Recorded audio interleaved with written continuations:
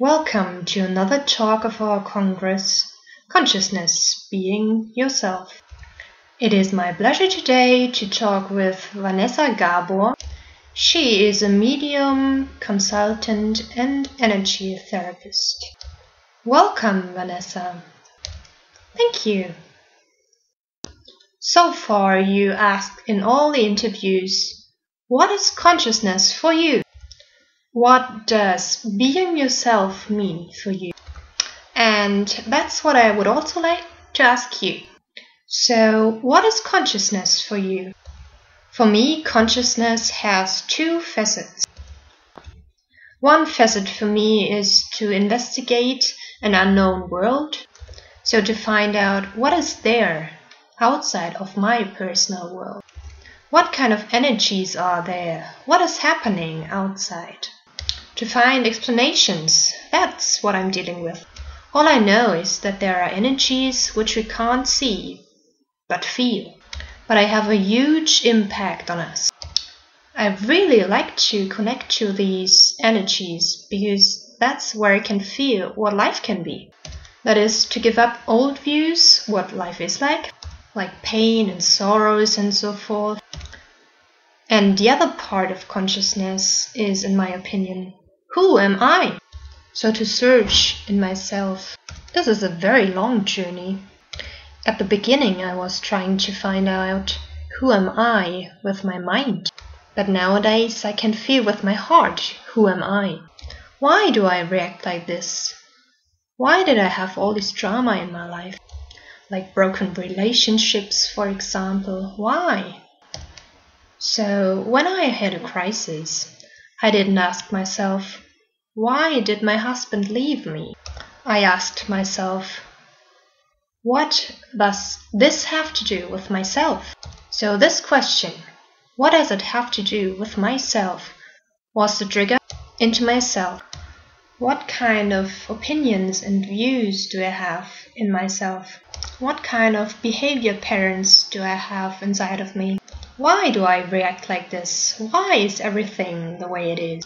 And this debate brought me to the spiritual way. Before, I was rather a realist. Even though I had a job where I helped people, I was a realist. I did everything with my mind. That was my way to survive. Would you say that your spirituality was something that you learned? Or was it rather that you found your soul by talking to yourself and feeling yourself? My spirituality was a very long way, step by step, with very deep meditation experiences, to realize that there are so many different views about my life, and I found a lot of new aspects in my life. There are so many aspects in my life that I can look at. It was a bit like a training course to see life from a different perspective. First, it was a perception. It was to realize, oh, this is the way I am thinking. And then to review, is this right? What is going to happen if I keep on thinking like this?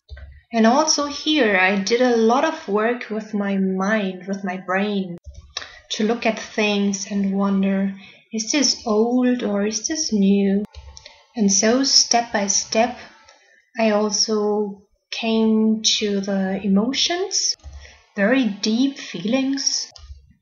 It's like cleaning your basement and then cleaning an even deeper basement and an even deeper basement like this. And I don't know if there's a basement even deeper than that. For me, to clean up means to look at things. What is in all the different rooms that I locked up? And is this a process that you do only by feeling? Or did you came to the point where you oscillate between thinking and feeling? It is a process that nowadays I do with perception. I developed like a very fine antenna which is an ability to perceive something. And it is this very deep feeling. How does this show? What is coming towards me? What do I absorb? Not what is happening superficially, but what is coming behind that?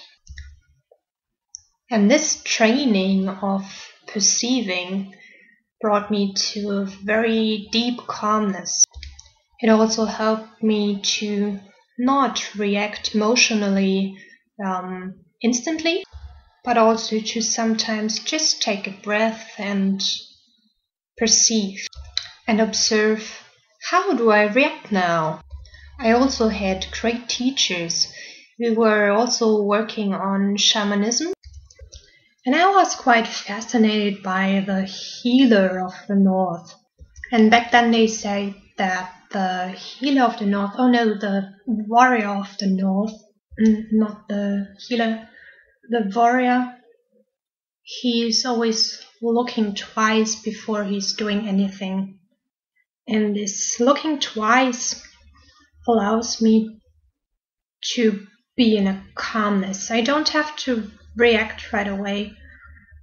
I can take my time and then I can decide, how do I want to react. This time taking breaks up old structures, but with them you can at least check, why do you want to react like this now? Is it necessary to react like this now, or is there any other possibility to react now? And is this looking twice a technique to be in the here and now? Yes, this looking twice helps me to find my inner self. What are my feelings? Do I have to be upset now or not? Are there any other options to deal with the situations? And sometimes I'm upset for like 2 minutes and then I start laughing because I realize it doesn't matter. I don't have to put so much energy into something that I just can't change. I cannot change other people, I cannot change the location. I can only change my attitude. And that's what I've learned with all my different educations.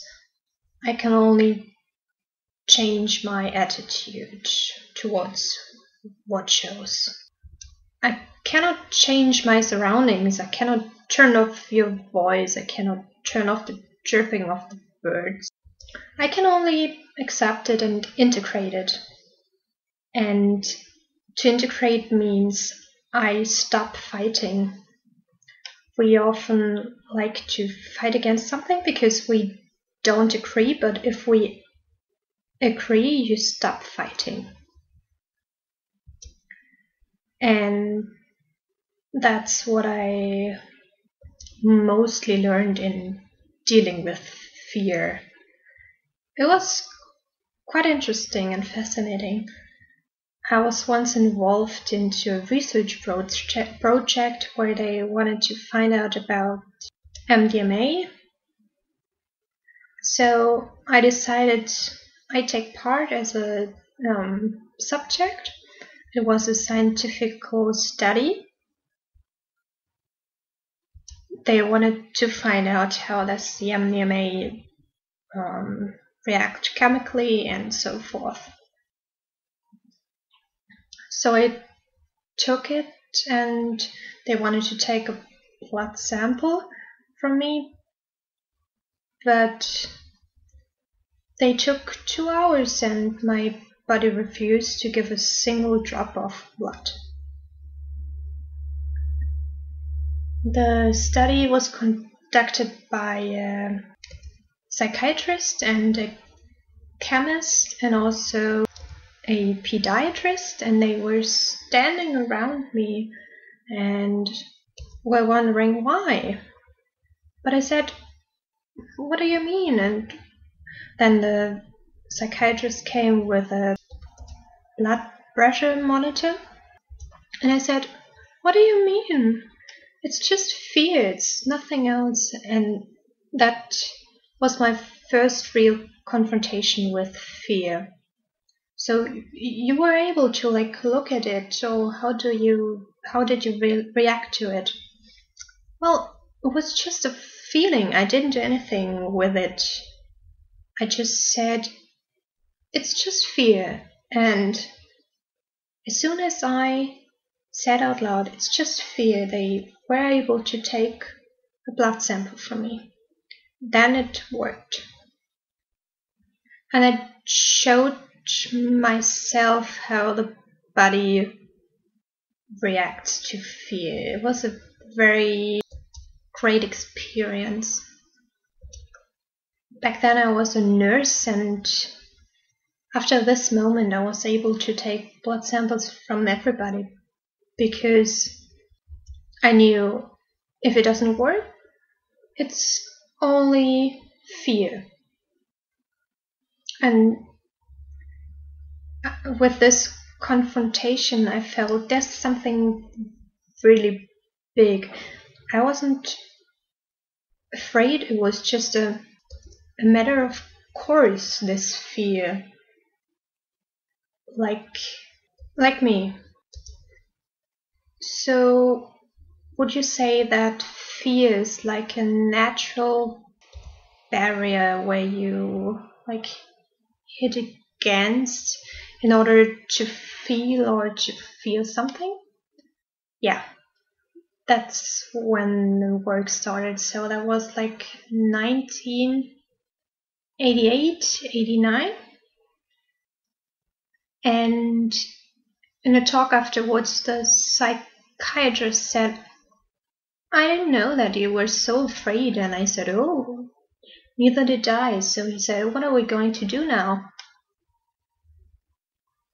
And then step by step, I confronted myself with this fear. When something is so huge, then it's a very huge protection. So I found out fear is protection from experiencing to be hurt again, protection from pain and sorrow, also protection from not having to change anything, because fear is like when it is a survival mechanism. If you can't feel it, then you are confronted with it, then you have to change all your life strategy. And that was a blockade not to really feel. The fear caused that I cannot feel anything at all. I mean, like deep feelings like love. Yeah. I always thought that I was loving, but it wasn't like a real love. It was like a pre-stage. I also have never been ecstatic or absolutely happy. I just didn't know it. For me, it was like being on waves, but very, very gentle waves. But then I started to really deal with fear, to accept fear as a teacher. There's so many things fear taught me. Fear taught me control. Fear has a lot of helpers, and these fear partners, I'd say, to refuse, to resist, to deal with these things and not to run away is the only possibility how you can find peace with your fears. So nowadays, when I'm afraid of something, I put fear next to me. I'm not all covered anymore by fear. Back then I was all covered But in the meanwhile, fear is standing next to me when she's coming. And then I start crying, and then I realize, okay, there's fear again. What is going on? And then I start talking to her. I ask her, what do you want to show me? What happened? What do you want me to be protected from? And as I know, as an inner truth, that I'm not here for the first time. I know that I brought fear with me as like my life task to free myself from this fear. Everyone thinks that we all have to have a very huge life task, but sometimes it's just to free yourself from something and to stay like this. And fear for me nowadays is a very valuable partner because it shows where I can find where people are hurt when I'm working with them. Is it in this life or is it going further back? We can solve a lot of things in this life, but sometimes it's also a hint that the origin lays way back. And fear showed me where, in my case, is the origin. And it's way, way back. At one point, we decided to come to this earth and live duality. Good, bad, all these things. And in order to do this, something was separated from us. And this fear developed back then, this fear that I can never ever go home back again.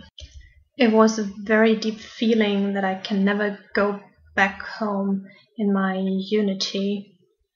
And then to realize that our souls, or we as our souls, did this willingly. We said, yes, we're going into this experience and grow with this duality experience, which you can only find in this world, in this earth. All this deep materialism, all this very deep coming here very small, and to forget that we are only actually part of the universe, that we are connected to it and dependent, that we're in a flow and that we are immortal.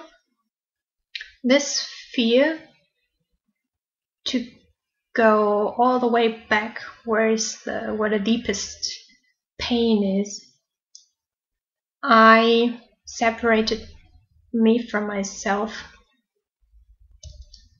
That was a going back very, very far or going very, very deep. That's the same for me. And that's also where I found healing. And what do you mean by the idea as a human being on this earth of singularity? Oftentimes you feel very single. You feel like this is me, here am I, and there's the earth. Well, I'm sitting on it, I'm walking on it, but it's something different. I see myself, well, as middle of my own universe, and everything around me is kind of a bit far away from me. Does it have anything to do with that? Yeah, it has something to do with this separation. When I go very, very deep into my inner self, and that's also something that I learned, then I connect myself with Earth and with Earth energy, with Mother Earth. I also call it Mother Earth or Lady Gaia. I'd rather say Lady Gaia. And it's a very own energy, and our body is exactly this energy. So when I start to connect myself with my body, then I'm getting there. And a lot of people are not really here. They are not completely in their body with the consciousness of being, I'm here and I'm living here, and I decided for this life in this body and to go into this matter and this, and I see all the beauty, not only the challenges but also the beauty. And the consciousness has to do with that I search responsibility in something else, may it be the world or people, but that I decide today that here is beauty, here is flow. I am allowed to get out of this drama. I got a very nice picture of this. We went to this theater, and then we had the leading actors and the other actors and the prompter and the director, and in this theater we played all the dramas that you could play. So about murder, rape, murderer, victims, everything. And at one point we said, that's enough for our soul, let's just leave. So we left the theater, and everything is different outside. So you have two options. Either you go back to the theater and take the next main part as an actor, or you go on the streets and just be driven somewhere to some place, and then you will arrive somewhere else, and then you arrive at yourself, and then you realize, oh, I don't need to have this role anymore. I don't have to play being a mother or a daughter anymore. I don't have to be a friend or a wife. But for example, in my case, I just decided to be a woman with different options to express myself. So to be yourself, yes, exactly. And this is to get out of this drama and to find yourself. And then you start investigating what kind of abilities am I lacking, what kind of potentials are in myself, what kind of opportunities do I have. And this means change and again change, and every change brings fear with itself because you don't know what's the new things. So it's like going to a new room again and again, and when you're on the doorstep you decide, do I want to explore this room or not? Or do I rather stay in my well-furnished, cozy, comfortable room where it's, well, boring because it's all the same, but yeah. And this decision to go through this door lets yourself grow. This is why we are here, to make experiences, to grow, to experience that there are new things, new opportunities, and you can only do this when you accept yourself. So loving yourself, also taking personal responsibility again. I'm intentionally saying learning again. It is like going back to school to refresh something. You know that you know language, but you don't really remember how this language works. Also letting magic back into your life. Magic doesn't have anything to do with witchcraft, but it has something to do with consciousness, with feeling consciously what is shown in small gentle things, and then to accept it and live with it and change the world with it. So we're talking about being self-aware and perception. You are very self-aware.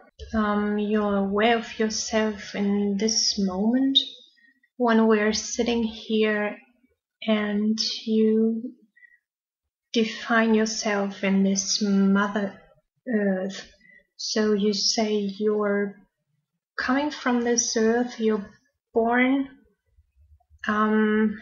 as flesh and blood from this earth, and is, as long as we are a human being, we're in flesh and blood, we're connected to the earth. So how important is this connection for you between yourself as a human being with a soul that you feel and earth? What does this Mother Earth mean for you? It is the connection to feel myself, because we have a body to feel how it is to accept that what we experience, to feel it. Your body shows you all different reactions, all the way from complete love to complete hate. And since a couple of years, I'm working quite intensely via my body, so to say, that I'm talking with my cells when I'm talking to people. I'm sure that every cell has its own consciousness with which we can connect. And so you can activate a self-healing process more easily. You can also use methods, but actually it's all about asking your body, hey, what are you missing? What do you express when there's pain? What is the topic that you show me again in this? And that is also the connection to Earth. Also, Earth shows us sometimes with earthquakes, storms, hurricanes, and floodings. How can I clean myself without destroying myself? How can I let go something in the sense of changing something? I'm not someone who thinks that there are spontaneous healings, but I'd rather think that it is a long process, that we have to give something back to our body in order that it can heal itself. It's not in your mind, but your body heals. And the body also has its own nature, and to connect with this nature and tell it, hello friend, I need your help, come help me to get this whole thing going, working again. I support myself with it. Then you don't have to do it with your mind. then it's more like talking to a friend which is in charge of this apparatus, and then you can say, I need your help, I need your support to get this apparatus working again so it can regenerate. Otherwise, a Russian healing method, which is quite in style again, wouldn't be that effective anymore. Because people who can regrow something, they don't do it with their mind, with their consciousness. They do it with their body, they do it with trust in their body. They know the body can do it. And I think that trust is the only way to get out of dramas. I trust myself, my intuition, my inner freedom, my inner destiny. I also learned that God is not living in heaven, because when I was a young girl, I wanted to get in touch with God, but he refused to get in touch with me. And from that point on, for me, there wasn't a God anymore, because a God who takes everything from me that I love and then refuses to accept me, then it's not a God for me. Then it's just something without any sense. I was 5 or 6 years old, and then I closed up myself, because I thought, if I'm not allowed to love, if God takes everything from me that I love, then why should I feel God? What should I do with this God? And then reconciliation with the godly began. To realize that God, like the God we know from religion, isn't the God, but it's rather a force to keep people small, to keep them in their dramas. Guilt doesn't exist. It is only experience. And with this point of view, you change the whole religious system. That means that I have a very different, I'd call it spirituality, so I have a very different attitude towards life and religion on the end. So to bring my inner truth to the outside again and again, that isn't always easy. It sounds quite easy, but it is a way what is not easy at all, because you have so many blockades that keep you from doing that. And as soon as you give in, you become attackable again, and then you get burned or beheaded. So all experiences, and then you say, oh no, I'm not showing my force, I don't show myself, or I only do it in a very small circle of people. I have a couple of clients, and that's enough to survive. The next step is to show yourself, not only to be yourself, but also to be with everything that is there, even though you didn't arrive to yourself yet, you're not completely calm.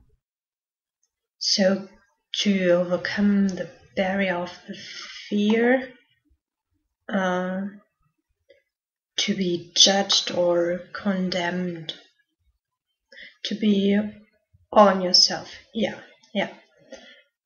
And this surroundings, they judge very fast. So when you do something that you usually should not do.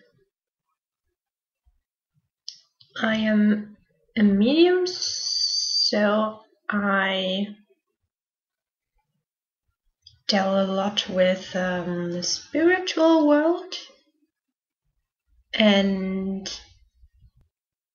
I started, even without knowing that it's actually spiritual work, was when I started doing body work, and my body told myself the topic.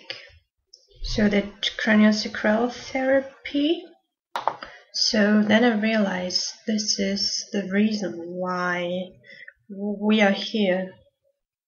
So I thought, well, this is very interesting, but I didn't pay too much attention. So I didn't realize that I here have a very special ability. And so I developed myself further and further in this way, and then suddenly I came to a medium that channeled, and so and then I realized, like, you're channeling now, and I found, okay, well, I'm gonna do it. And that was my coming home, that was my home, this connection with so much wisdom to actually get access to this wisdom just with opening myself,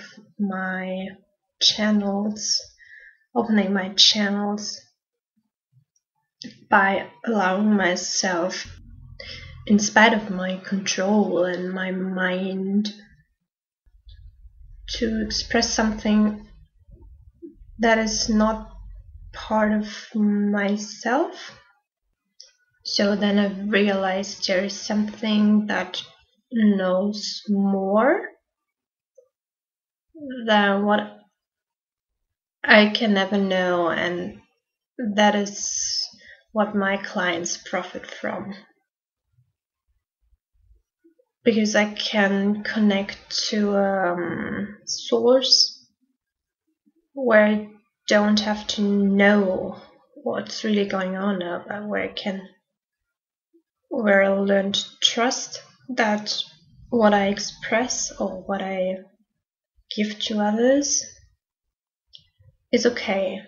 Sometimes we have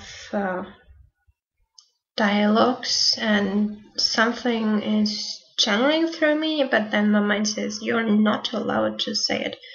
That is going too far. I don't want to take this responsibility now, so be quiet now. And what is it that you're doing then?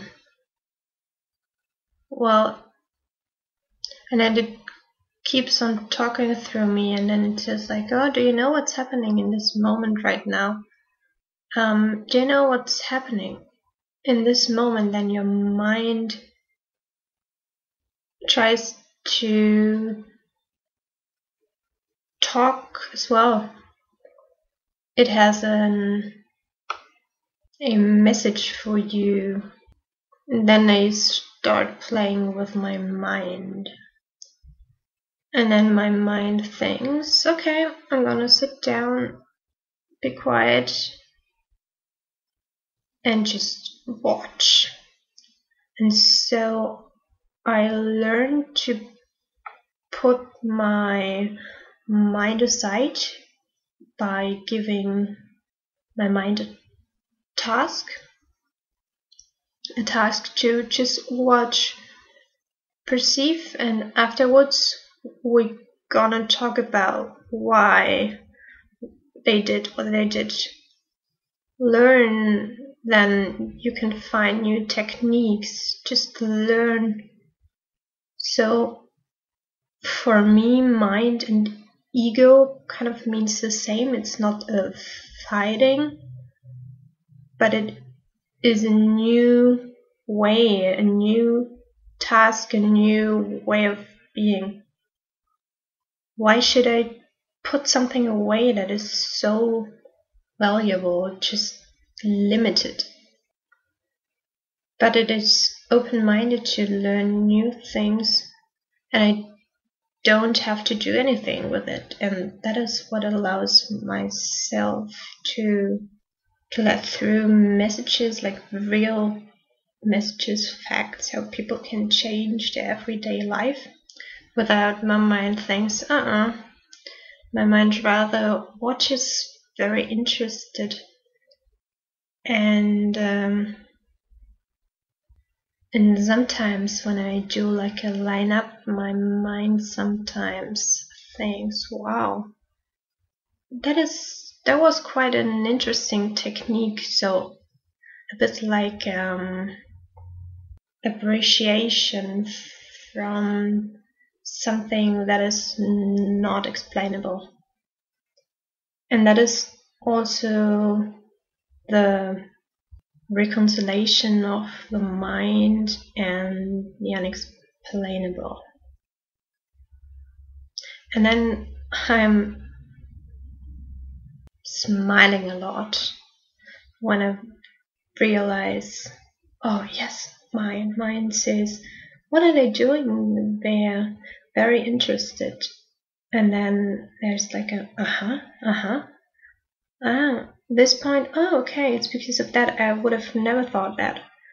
And that is what makes it easier when you, in your work and in talking with people, you realize, wow, we're talking about things that wouldn't have been possible in any other way. We're talking from heart to heart, and it's not about the mind anymore. And I think that, well, in my point of view, the way from your head, your mind to your heart is one of the longest ways. Well, very nice.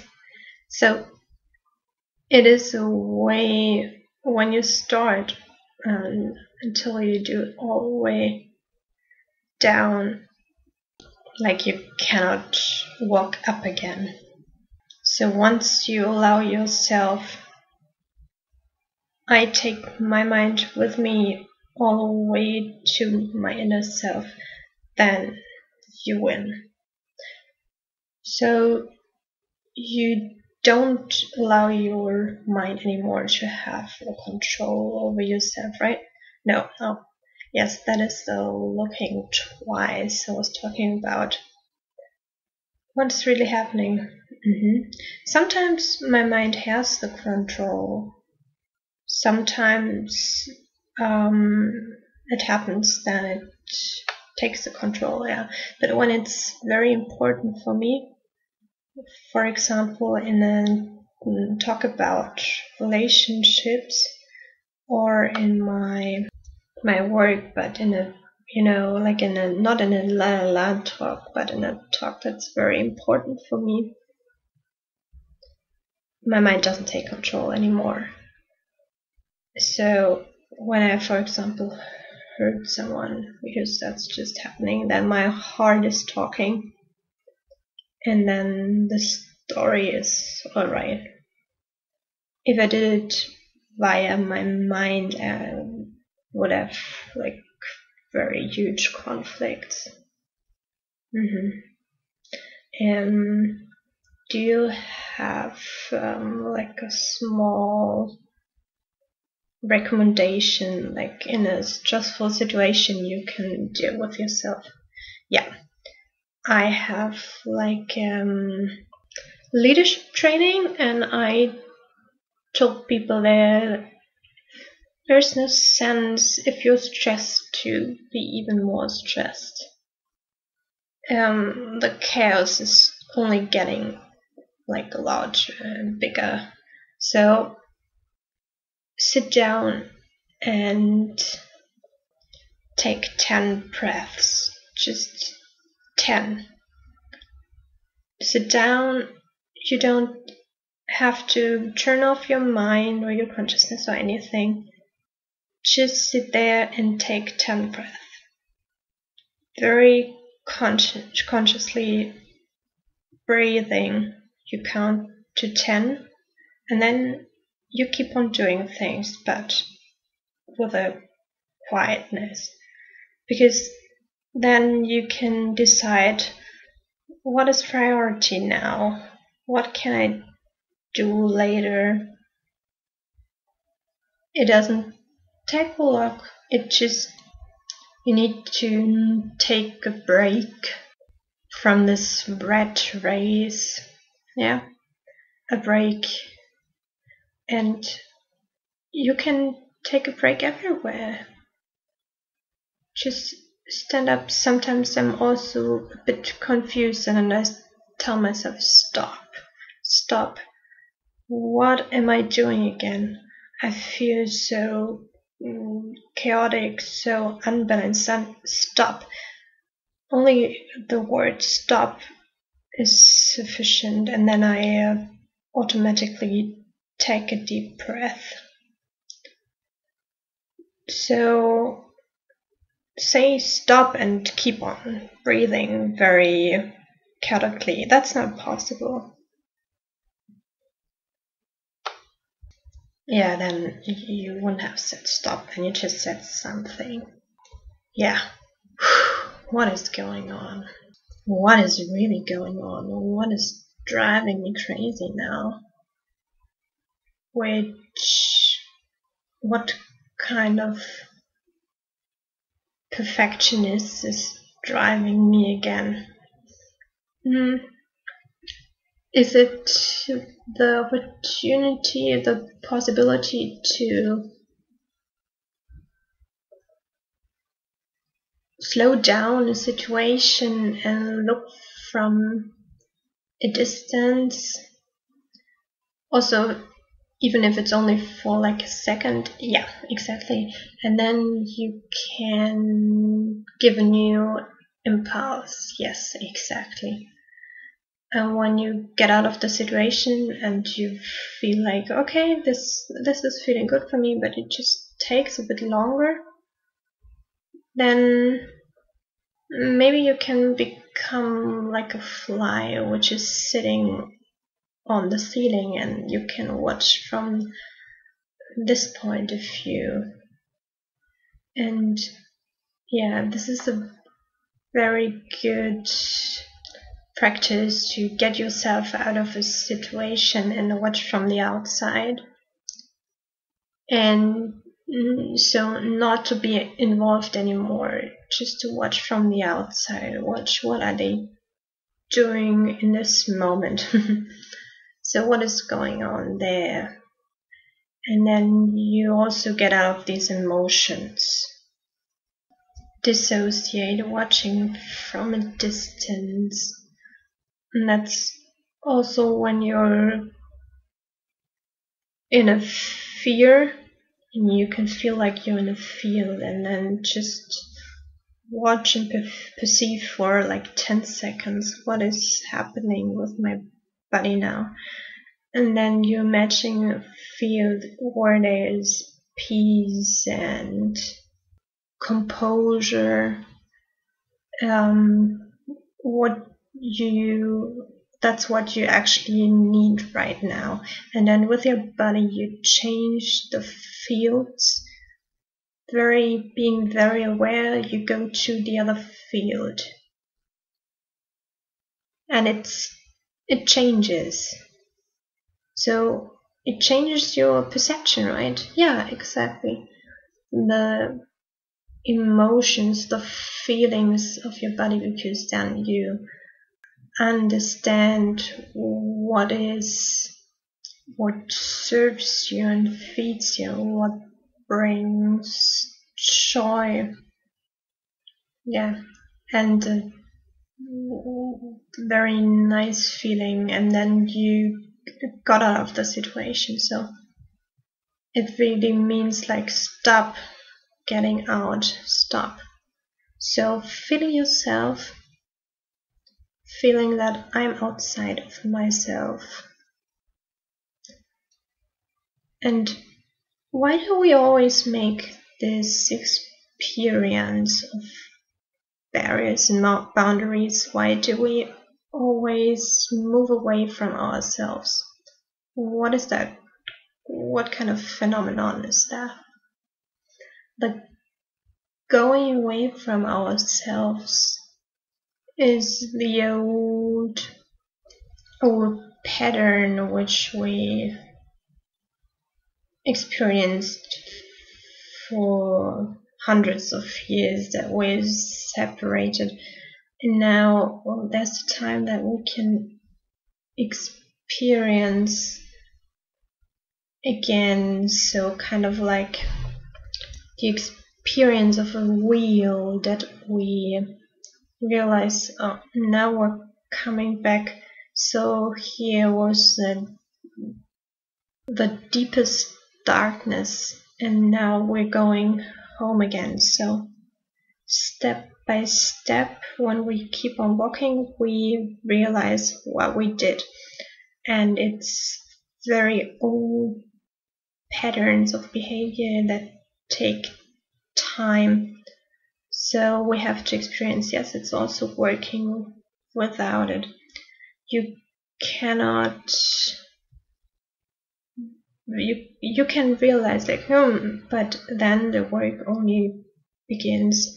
To change patterns is work, and nobody can take or make this work for you. Every therapist, every consultant, every person that accompanies you, maybe teachers or friends, whoever, they can only show you, look, there is a way, and there's another possibility, and depending on what pattern you have, it takes longer or shorter until you go and start this way. There's a very nice old story about it. You walk and then you fall into a hole, and there's no ladder, nothing. How do I get out of this again? Only with a lot of work you get out of it again. And then on the next day you walk on this street again and you fall to the hole again, but the ladder is still in there from the day before. So it's easier to get out again. So on the third day you walk this street again. And then you think like, oh, wait a moment, there is a hole, so I'm gonna walk around it. And on the fourth day, you just take another street. So, yeah. This is a very nice story about how you can change behavior patterns, being patient with yourself, to accept yourself, to smile about things, about oneself. And when you meet a behavior pattern again, you can say, oh, hi again, let's just have a cup of tea. So see things with a smile on your face and with humor and without being upset about yourself. Like, oh, I fell down that hole again. So you could rather say, okay, well, I just fell down again, but this time I can get out of it more quickly, more easily. So humor is quite a strong tool which we actually don't use that much. Not in general, but I think a lot of us don't use it that much. Yeah, it's because life is such a serious thing. We learned that life is a very serious matter. Like, we have to work, we have to prove ourselves, and smiling is only something for kids. And to let your inner child laugh and play again, this is how you can bring back your visions, and you can also change them, bring them into the world, not with your mind, but with feeling. A vision is that you perceive something, for example, building or an imagination, and then you have to bring it down, and bringing down is to feel how it is. So if you manifest something, then it's not enough to say, oh, I need a parking lot. But if you want to manifest something, then you have to feel it and realize that you already have it, and you have to have it. I'm stressing that. It's not like I want to have it. Eventually it's gonna come to me, but you have to have it yet. And then you can start. And then you have it. So you do archery? Yeah. You, with your arrow already hit the goal, right? Yeah. So if I'm only wishing for something, I don't have it. And if you have a wish and it doesn't feel right, maybe you're not the right wish carrier. Maybe you cannot fulfill this wish. So I think if you deal with the way of the arrow and not the goal itself, then your vision is on the way and not on the goal. And how should you ever arrive at the goal? And also, like, arriving at your inner self. It doesn't make any sense to have a vision what it's gonna be like when you're enlightened, because you don't know what it's like to be enlightened. So the journey is the reward. So every step that you take brings you a bit closer to your goal, to more consciousness, to more open-mindedness, to more mysteries, to more potentials and abilities, and to new things. If you asked me like half a year ago, you're doing an online congress, I would have said, you're crazy. Like, I don't have anything to do with internet. And I'm for sure not going to get in touch with anybody or text anybody and ask for interviews. So what did I do? I had an intuition, like a request which was so absolutely clear that I couldn't do in any other way. I mean, I could have done it differently. I would have just put it next to me. But then my mental leader or my higher self, my soul would have found different ways so that I can finally show myself, so that I can finally accept that I don't have to be perfect to be seen. So just the way that I am, and the way I am, it's fine. And that's what it's all about. I don't have to change anything. I can grow, but I'm absolutely okay the way I am. Sometimes my actions aren't that great or okay, sure, but I am okay. This okay is the essence. And then you do things that you actually would never ever do. And then you realize, oh, that's fun. And it was a motivation out of my heart. And then that's also why we found so great interview partners. If we did it only by our mind, we wouldn't have worked with all these great people.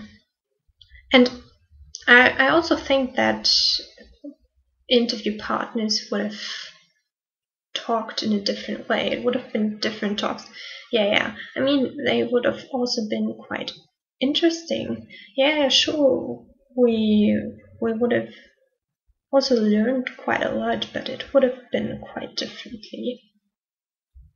And that is what touched me a lot, is to realize that when you follow your personal heart, I never did it that strongly like in this recent time. Just to follow your heart, then everything is fine. Then there's just a flow.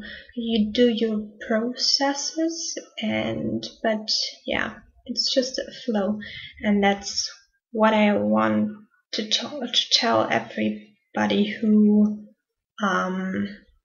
is watching here, that just follow your heart and just do it. Well, I would just take this as your life slogan, or like your life motivation. Is this and would also just take it as a final words of this very nice talk with you. And thank you very much for this talk, Vanessa. You're welcome. And yeah, also thank you for the online congress.